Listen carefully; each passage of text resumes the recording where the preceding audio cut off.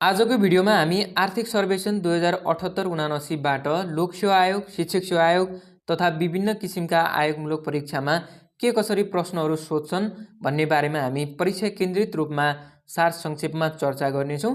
यदि यहाँलाई आजको भिडियो मन परेमा च्यानललाई सब्स्क्राइब गरी भिडियोलाई लाइक गरी हामीसँग जोडिनु होला र कुनै पनि प्रकारको कमी कमजोरी तथा सल्लाह सुझाव भएमा हामीलाई कमेन्ट बक्समा कमेन्ट गरेर अवश्य पनि जानकारी गराउनु होला। अब भन्दै सुरु गरौँ आर्थिक सर्वेक्षण 2078-79 को परीक्षा केन्द्रित विषयवस्तुहरू।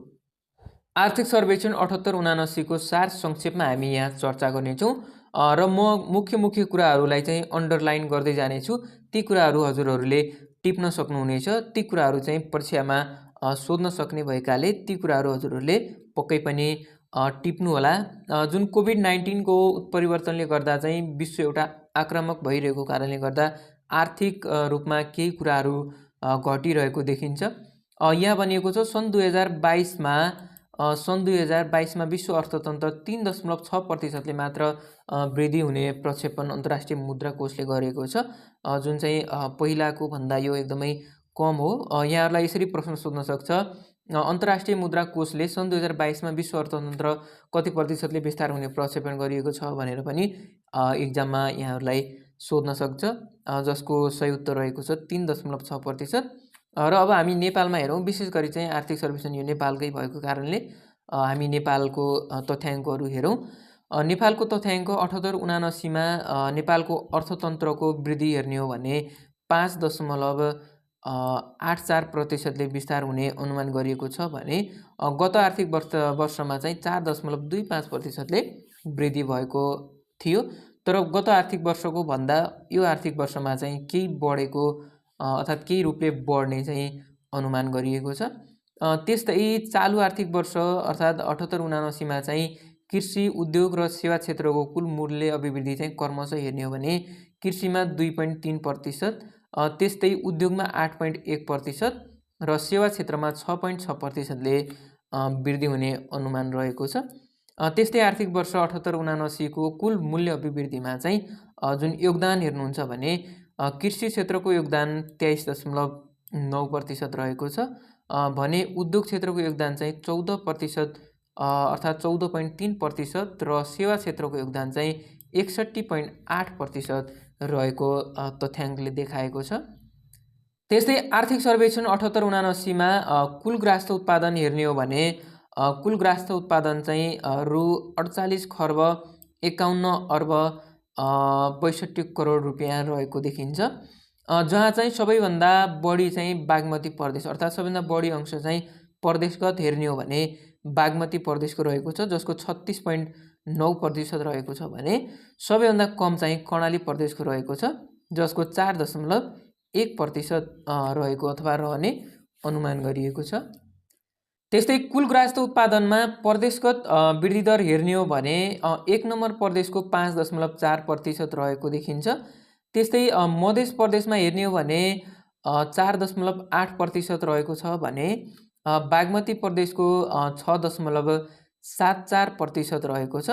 त्यस्तै गण्डकी प्रदेशको हेर्ने हो भने 6.17% रहेको देखिन्छ भने लुम्बिनी प्रदेशमा हेर्ने हो भने 5.36% देखिन्छ। त्यस्तै 6 नम्बर प्रदेश अर्थात् कर्णाली प्रदेशलाई हेर्ने हो भने 5.47% देखिन्छ र सुदूरपश्चिम अर्थात् 7 नम्बर प्रदेशलाई हेर्ने हो भने 4.92% हुने अनुमान रहेको छ आर्थिक सर्वेक्षण 78-79 मा जुन कुल ग्राहस्थ उत्पादनको वृद्धि दर। र यो 7वटा प्रदेशलाई हामीले तुलना गर्ने हो भने सबैभन्दा बढी चाहिँ बागमती प्रदेशको वृद्धि दर देखिन्छ 6.74% र सबैभन्दा कम चाहिँ सुदूरपश्चिम प्रदेशको देखिन्छ 4.92% जुन कुल ग्राहस्थ उत्पादनको वृद्धि दर देखिन्छ। त्यस्तै प्रति व्यक्ति कुल ग्राहस्थ उत्पादन पनि बढेको देखिन्छ, 12.3%ले बढेर नेपाली रुपैयाँ अनुसार 1,64,598 पुग्ने अनुमान अहिलेको आर्थिक वर्षमा गरिएको छ भने पहिलोको अर्थात् 77-78 को आर्थिक वर्षमा हेर्ने हो भने 1,46,521 रहेको थियो। उक्त आर्थिक वर्षमा 1,46,521 रहेको जुन ग्राहस्थ उत्पादन कुल ग्राहस्थ उत्पादन अहिले चाहिँ केही रूपमा बढेर 1,64,598 पुगेको अर्थात् पुग्ने अनुमान गरिएको छ। त्यस्तै आर्थिक वर्ष 78-79मा चाहिँ प्रति व्यक्ति कुल राष्ट्रिय आयको कुरा गर्ने हो भने दोहोरो अङ्क रहेको छ, जसमा 77-78मा प्रचलित मूल्यको प्रति व्यक्ति आय 1,246 अमेरिकी डलर रहेकोमा हालको अर्थात् 78-79को आर्थिक सर्वेक्षण अनुसार 10.8%ले बढेर 1,381 अमेरिकी डलर हुने अनुमान रहेको छ। हजुरहरूलाई प्रश्न इक्जाममा सोध्न सक्छ, आर्थिक सर्वेक्षण 78-79को अन्त्यसम्ममा जुन प्रति व्यक्ति आय छ कति हुने अनुमान गरिएको छ भनेर सोध्न सक्छ, जुन 1381 यो हजुरले टिप्न सक्नुहुनेछ। यो पुग्ने अनुमान गरिएको छ र चालु आर्थिक वर्षमा प्रति व्यक्ति राष्ट्रिय खर्चयोग्य आय चाहिँ 1,683 अमेरिकी डलर पुग्ने अनुमान गरिएको छ। यस्ता तथ्याङ्कहरूबाट हजुरहरूलाई प्रश्न सोध्ने गर्छ, त्यसकारण यस्ता तथ्याङ्कहरूलाई चाहिँ हजुरहरूले नोट बनाएरै राख्नुहोला। त्यस्तै चालु आर्थिक वर्षको फागुनसम्म अर्थात् 78-79को अन्त्यसम्ममा चाहिँ सोही अवधिको तुलनामा जुन राजस्वगत आर्थिक वर्षको हेर्ने हो भने सङ्घीय राजस्व हेर्ने हो भने चाहिँ 19.6%ले बढेर 6,57 करोड पुगेको देखिन्छ। त्यस्तै सङ्घीय खर्च चाहिँ 18%ले वृद्धि भई रु 6,74,61 करोड पुगेको देखिन्छ। त्यस्तै सङ्घीय खर्चमा चालु खर्च हेर्ने हो भने चाहिँ 79.9%, पुँजीगत खर्च हेर्नुहुन्छ भने 11.4% र वित्तीय खर्च हेर्ने हो भने 8.7% रहेको छ। र यही अनुपातलाई हामी अघिल्लो वर्षमा हेर्ने हो भने अघिल्लो वर्षमा जुन चालु खर्च 79.7% रहेको छ, अहिले केही बढेको छ। त्यस्तै पुँजीगत खर्च चाहिँ अघिल्लो वर्षको भन्दा यो वर्षको भन्दा अघिल्लो वर्षको केही बढिरहेको देखिन्छ, 14% रहेको देखिन्छ। पुँजीगत खर्च चाहिँ यहाँ 14% रहेको देखिन्छ जुन अघिल्लो वर्षको, र वित्तीय खर्च भने अघिल्लो वर्षको केही कम रहेको देखिन्छ 6.3%। त्यस्तै आर्थिक वर्ष जुन 78-79को हालको हेर्ने हो भने फागुनसम्म सङ्घीय सरकारको बजेट घाटा चाहिँ 21,31 करोड रहेको देखिन्छ। गत आर्थिक वर्षको फागुनसम्म यसको घाटा चाहिँ 29,26 करोड रहेको थियो, यसमा केही सुधार भएको देखिन्छ। हालको बजेट घाटा आर्थिक सर्वेक्षणको अनुसार बजेट घाटा हेर्ने हो भने 21,31 करोड रहेको छ भने अघिल्लो वर्षको आर्थिक सर्वेक्षण अनुसार चाहिँ 29,26 करोड रुपियाँ चाहिँ बजेट घाटा रहेको थियो, यसमा केही क्रमिक रूपमा सुधार भएको देखिन्छ। त्यस्तै 76-77मा सङ्घीय सरकारको बजेट घाटा कुल ग्राहस्थ उत्पादनको 8.2% रहेको थियो भने जुन चाहिँ 77-78मा चाहिँ यसको घाटा चाहिँ 7.1% रहेको छ, केही घटेको देखिन्छ। त्यस्तै आर्थिक वर्ष 76-77मा कुल ग्राहस्थ उत्पादनमा सङ्घीय खर्चको अनुपात 28.1% रहेको थियो भने 77-78मा यसको अनुपात चाहिँ 28% रहेको छ, केही घटेको देखिन्छ। यस अवधिमा कुल ग्राहस्थ उत्पादनसँग चालु खर्च, पुँजीगत खर्च र वित्तीय व्यवस्थातर्फ खर्चको अनुपात हेर्ने हो भने चालु खर्च 19.8%, त्यस्तै पुँजीगत खर्च चाहिँ 5.4% जुन सङ्घको, र वित्तीय खर्च चाहिँ 2.8% रहेको देखिन्छ। त्यस्तै अघिल्लो वर्षको अन्त्यसम्म अथवा चालु वर्षको सुरुमा जुन ऋण हेर्ने हो भने आन्तरिक ऋण चाहिँ 8 खर्ब 63 अर्ब 19 करोड रहेको देखिन्छ भने बाह्य ऋण चाहिँ 9 खर्ब 84 अर्ब 79 करोड रहेको देखिन्छ भने सङ्घीय सरकारको सार्वजनिक ऋण दायित्व चाहिँ 18 खर्ब जुन 48 अर्ब 19 करोड पुगेको छ। यो समग्रमा चालु आर्थिक वर्षको सुरुमा हेर्ने हो भने उक्त ऋण चाहिँ 18 खर्ब 48 अर्ब 19 करोड रहेको छ। त्यस्तै 2078 असारसम्म चाहिँ सार्वजनिक ऋण दायित्व चाहिँ 17 खर्ब 37 अर्ब पुगेको देखिन्छ भने आर्थिक वर्ष जुन अहिलेको तथ्याङ्क हेरौँ हामी 2078-79को फागुनसम्म चाहिँ 89 अर्ब 50 करोड आन्तरिक ऋण परिचालन भएको देखिन्छ यहाँको तथ्याङ्क हेर्ने हो भने। त्यस्तै यस वर्षको अर्थात् 78-79को आर्थिक सर्वेक्षणको अथवा चालु वर्षको फागुनसम्ममा चाहिँ अनुदान रकम रु 9 अर्ब 46 करोड र ऋण रकम रु 1 खर्ब 16 अर्ब 61 करोड गरी कुल जम्मा 1 खर्ब 26 करोड 7 किन हतार हुन्छ कि मलाई यार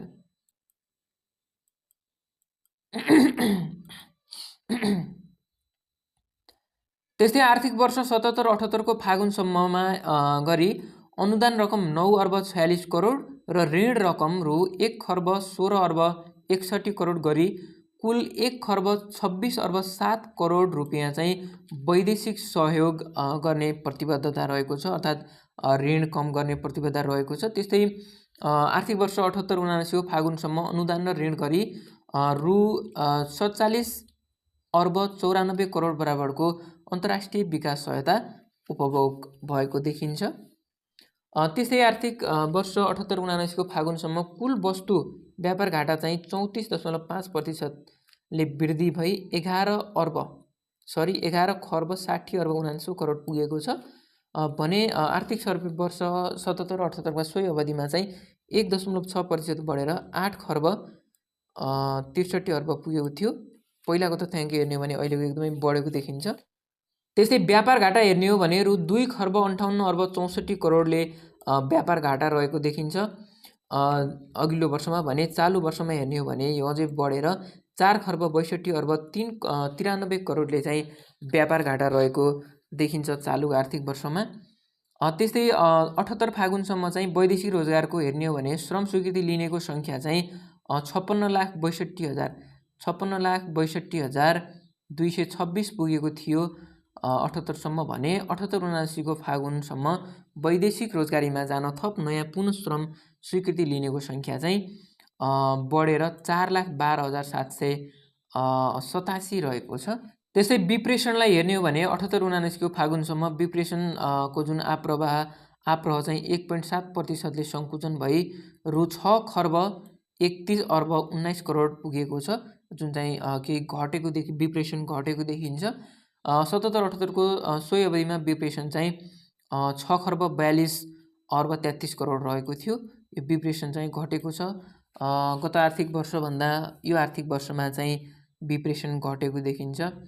त्यस्तै कुल विदेशी विनिमय सञ्चिति हेर्ने हो भने 13 खर्ब जुन 78 को असार मसान्तसम्म चाहिँ 13 खर्ब 79 अर्ब 3 करोड रहेकोमा 78 फागुन मसान्तमा चाहिँ 11 खर्ब 31 अर्ब कायम भएको छ।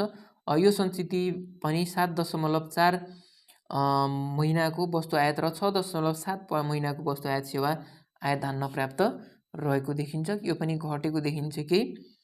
त्यस्तै वैदेशिक लगानीमा हेर्ने हो भने 60%ले वृद्धि भएको देखिन्छ। 60%ले वृद्धि भई यस आर्थिक वर्षमा चाहिँ 16 अर्ब 30 करोड पुगेको छ। त्यस्तै कुल भूभागको वन प्रतिशत हेर्ने हो भने हामीले यो पनि महत्त्वपूर्ण रहेको छ। आर्थिक सर्वेक्षण 2078-79 मा वन प्रतिशत कति छ भनेर हजुरलाई भन्न सक्छ। कुल भूभागको 40.4% वन र 4.4% झाडी तथा बुट्यान क्षेत्र गरी कुल 44.8% चाहिँ वन क्षेत्र पुगेको छ, जसमा नेपालको भूधरातलीय आधारमा हेर्ने भने सबैभन्दा बढी वन क्षेत्र चाहिँ मध्य पहाडमा र सबैभन्दा कम वन क्षेत्र चाहिँ तराईमा रहेको देखिन्छ। त्यस्तै अर्को हेर्ने हो भने हामी महत्त्वपूर्ण कुराहरू मात्रै यहाँलाई हामी जानकारी गराउनेछौँ। त्यस्तै आर्थिक सर्वेक्षण 78-79 को फागुनसम्म 2 खर्ब 28 अर्ब लगानी स्वीकृत भएको छ भने 78 फागुनसम्म चाहिँ लगानी बोर्ड मार्फत 10 खर्ब 89 अर्ब 12 करोड 89 लाख र उद्योग विभाग मार्फत चाहिँ 3 खर्ब 96 अर्ब 53 करोड लगानी स्वीकृत गर्ने रहेको छ। त्यस्तै कम्पनीहरूको सङ्ख्या दर्ता हेर्ने हो भने 78 फागुनसम्म चाहिँ 73,358 वटा कम्पनी चाहिँ दर्ता भइसकेका छन्, जसमा प्रदेशगत रूपमा हेर्ने भने चाहिँ बागमती प्रदेशमा 70.7% र सबैभन्दा कम चाहिँ कर्णाली प्रदेशमा 1.2% रहेको देखिन्छ कम्पनीहरू। त्यस्तै खाद्य सुरक्षा भण्डारमा हेर्ने हो भने 21,339 मेट्रिक टन चाहिँ खाद्य भण्डार रहेको छ र सार्क खाद्य सुरक्षा बैङ्कमा चाहिँ 8,000 मेट्रिक टन चाहिँ खाद्यान्न मौजुद रहेको देखिन्छ। खाद्यान्नको मामलामा हेर्ने हो भने पनि केही रूपमा सञ्चित भएको देखिन्छ यहाँ। त्यस्तै अब हामी हेरौँ 2020 मा चाहिँ 2,30,085 पर्यटक भित्रिएको नेपालमा। है पर्यटक पनि महत्त्वपूर्ण छ, यो हजुरहरूले एकदमै हेर्नु होला। 2,30,085 पर्यटक नेपाल भित्रिएकोमा सन् 2021 मा यस्तो सङ्ख्यामा 34.3%ले घटेर 1,50,962 रहेको छ, जुन चाहिँ कोभिडको कारणले चाहिँ यो घटेको छ। र सन् 2021मा नेपाल भ्रमण आएका विदेशी पर्यटकहरूबाट लगभग 13 अर्ब 50 करोड 11 लाख रुपियाँ बराबरको विदेशी मुद्रा आर्जन भएको देखिन्छ। त्यस्तै विद्युतको पहुँच पुगेको जनसङ्ख्या हेर्ने हो भने वैकल्पिक ऊर्जासहित गरेर 94% जनसङ्ख्यामा विद्युतको पहुँच पुगेको देखिन्छ आर्थिक सर्वेक्षण 78-79 अनुसार, जसमा चाहिँ 78 फागुनसम्म कुल जडित विद्युत क्षमता 78 असारको तुलनामा चाहिँ 30.9%ले वृद्धि भई 2205 मेगावाट चाहिँ पुगेको छ, बिजुली पुगेको छ, जुन 78 को असार मसान्तसम्ममा चाहिँ 1685 मेगावाट विद्युत रहेकोमा अहिले चाहिँ बढेर 2205 मेगावाट पुगेको देखिन्छ भने प्रति व्यक्ति विद्युत खपत चाहिँ 270 किलोवाट घण्टा रहेको तथ्याङ्कले देखाउँछ। त्यस्तै सडकको कुरा गर्ने हो भने 2078 फागुनसम्ममा 16,939 किलोमिटर कालोपत्री सडक, त्यस्तै 8,111 किलोमिटर खण्डास्मृत सडक र 8,821 किलोमिटर सडक चाहिँ कच्ची सडक रहेको बताइएको छ। र कुल सडकको लम्बाइ हेर्ने हो भने यहाँ 33,871 किलोमिटर पुगेको छ। 2078 फागुनसम्म प्रादेशिक स्तरमा स्थानीय स्तरमा कच्ची खण्डस्थित र कालोपत्री सडक गरी लगभग 64,617 किलोमिटर सडक सञ्जाल पुगेको देखिन्छ। 2078 फागुनसम्म 732 स्थानीय तह राष्ट्रिय सडक सञ्जालले जोडिएको देखिन्छ। यो हजुरलाई सोध्न सक्छ, यो कुराहरू टिपेर राख्नु होला। त्यस्तै रेलमार्गलाई हेर्ने हो भने जनकपुर जयनगर कुर्था बिजलापुर बर्दिवासतर्फको जुन रेलमार्ग रहेको छ त्यो चाहिँ 79 किलोमिटर मध्ये 2078 असारसम्म चाहिँ 56 किलोमिटर रेलमार्ग चाहिँ निर्माण सम्पन्न भइसकेको छ भने चालु आर्थिक वर्षमा चाहिँ वर्षमा जयनगर कुर्था खण्डमा रेल सेवा चाहिँ सञ्चालनमा आएको देखिन्छ। त्यस्तै सूचनामा हेर्ने हो भने सूचना तथा सञ्चारको पहुँचमा निरन्तर वृद्धि हुँदै गएको देखिन्छ। 78 फागुनसम्म 738 स्थानीय तहका कार्यालयमा 6,190 वडा कार्यालय, 5,196 माध्यमिक विद्यालय र 4,147 स्वास्थ्य केन्द्रमा ब्रोडब्यान्ड इन्टरनेट सेवा जडान चाहिँ सम्पन्न भएको देखिन्छ। त्यस्तै टेलिफोनको घनत्व हेर्ने हो भने टेलिफोनको घनत्व चाहिँ 139.86% र इन्टरनेटको ग्राहक घनत्व चाहिँ 116.9% पुगेको छ। 77 फागुनसम्म यसको घनत्व क्रमशः 130 र 82 थियो भने अहिले चाहिँ यो निकै बढेको देखिन्छ। त्यस्तै मेन कुरा चाहिँ विद्या जुन शैक्षिक क्षेत्र शिक्षातर्फका शिक्षक सेवा आयोग तथा प्रासो बिनीतर तयारी गर्नुभएको लागि चाहिँ शिक्षा महत्त्वपूर्ण रहेको छ। शिक्षामा हेर्ने हो भने शैक्षिक सत्र 2078 मा प्राथमिक तह 1.5 मा 5, आधारभूत तह 1.8 र माध्यमिक तह 1.9 मा क्रमशः भर्ना दर चाहिँ प्राथमिक तहमा 9.6% खुद भर्ना दर, त्यस्तै आधारभूत तह 1.8 मा चाहिँ 95.1% र माध्यमिक तहमा हेर्ने हो भने 54.5% रहेको देखिन्छ। शैक्षिक सत्र 78 मा कक्षा 1 मा खुद प्रवेश दर भर्ना हुने उमेर 5 वर्ष पुरा भएकामा हेर्ने हो भने चाहिँ 96.3% रहेको देखिन्छ। त्यसै गरी कक्षा 8 सम्मको टिकाउ दर चाहिँ 85.1 रहेको छ भने कक्षा 10 सम्मको टिकाउ दर चाहिँ 66.1% रहेको देखिन्छ। त्यस्तै कक्षा 12 सम्मको टिकाउ दर चाहिँ 33.1% देखिन्छ। एकचोटि मैले फेरि भने यो हजुरलाई पक्कै पनि सोध्ने प्रश्न हो।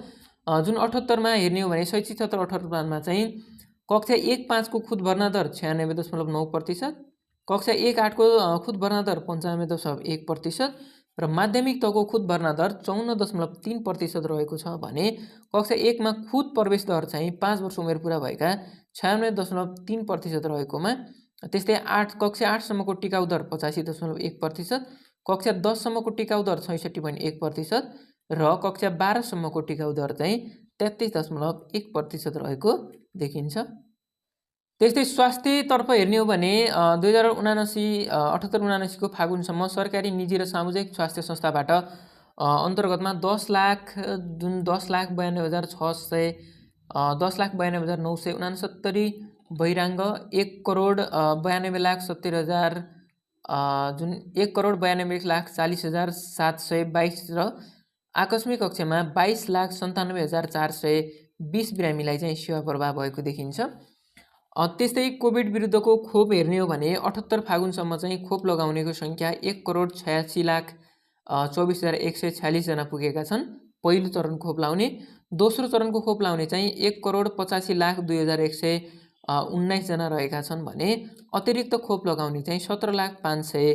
त्यस्तै खानेपानीमा हेर्ने हो भने 2078 फागुनसम्म 93.4% मा 4% र उच्च तथा मध्यम स्तरको गुणस्तरको खानेपानीको सेवा पुगेको जनसङ्ख्या हेर्ने हो भने 24.8% रहेको छ। खानेपानीको जनसङ्ख्या चाहिँ 93.4 र उच्च तथा मध्यम स्तरको गुणस्तरीय खानेपानी चाहिँ 24.8% रहेको देखिन्छ। त्यस्तै 2078 फागुनसम्म चाहिँ 28 लाखभन्दा बढी लाभग्राहीहरू चाहिँ सामाजिक सुरक्षाको अनलाइन प्रणालीबाट आबद्ध भएका देखिन्छन्। चालु आर्थिक वर्षको फागुनसम्म ज्येष्ठ नागरिक, एकल महिला, अपाङ्ग भएका व्यक्ति, लोपोन्मुख जाति, बालबालिका समेत गरी 34,50,809 जना चाहिँ यो लाभग्राही भएको देखिन्छ। त्यस्तै रु 46,42,35,40,310 सामाजिक सुरक्षा भत्ता चाहिँ वितरण गरिएको देखिन्छ। सामाजिक सुरक्षा भत्ता 46,42,35,40,310 रुपियाँ बराबरको सामाजिक सुरक्षा भत्ता चाहिँ विस्तार गरिएको देखिन्छ। समग्रमा हेर्ने हो भने चाहिँ कोभिड-19 को असर र जुन क्रमशः न्यून भएसँगै आर्थिक गतिविधि पनि सुधार भएको देखिन्छ। स्थानीय तहको एकीकृत खर्चमा बढोत्तरी भएको छ। समष्टिगत माग बढेसँगै वस्तु आयात तथा निर्यात वृद्धि हुँदै गएको छ। आयातमा उल्लेखनीय वृद्धि भएको कारण शोधान्तर स्थिति र चालु खाता चाहिँ दुवै घाटामा रहेका देखिन्छन्। विदेशी विनिमय सञ्चित घटेको छ। फलस्वरूप बाह्य क्षेत्रका दबाव सिर्जना भएको छ। रसिया र युक्रेन बीचको युद्धको कारण विश्व बजारमा पेट्रोलियम पदार्थको मूल्य निरन्तर बढ्दै गएको कारण उपभोक्ता मुद्रास्फीतिमा थप चाप परेको देखिन्छ।